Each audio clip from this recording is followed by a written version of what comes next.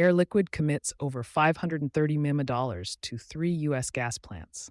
Air Liquide announced 3 separate U.S. industrial gas facility investments within 16 days in July, each tied to semiconductor or chemical manufacturing expansion and totaling more than $530 million combined.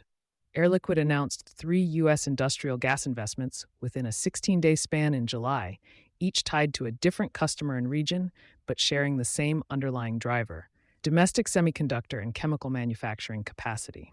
Combined, the 3 deals total more than $530 million in new production facilities the company will build, own, and operate on or near customer sites.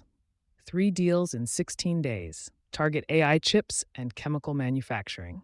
On July 1st, Air Liquide announced an investment exceeding $170 million to build 2 production units in Indiana supplying ultra-pure nitrogen, oxygen, argon, and hydrogen to SK Hynix's first U.S. semiconductor fab, an advanced memory packaging facility set to begin commissioning in late 2028.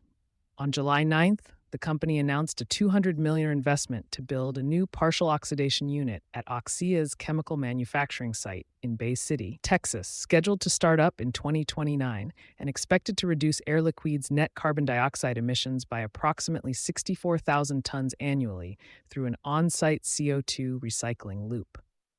On July 16th, the company announced a 3rd investment of more than $160 million for a facility in Arizona that will supply ultra-pure, low-carbon hydrogen with on-site carbon capture to an existing semiconductor customer's fab expansion, with operations set to begin in 2028. The investments track a broader reshoring wave in fab equipment spending. The timing lines up with a wider capital cycle in semiconductor manufacturing.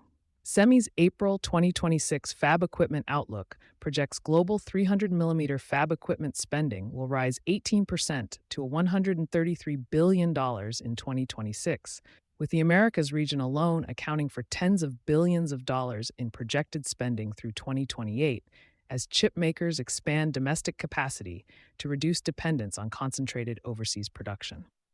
Industrial gas suppliers sit upstream of that build-out.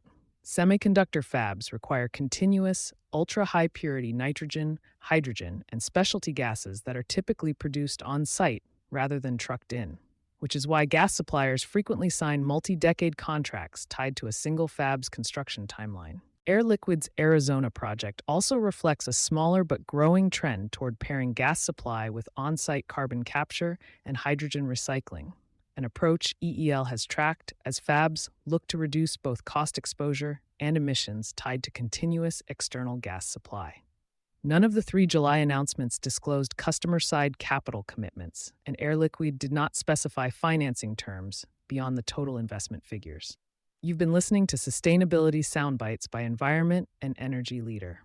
For partnership opportunities, please reach out to our team.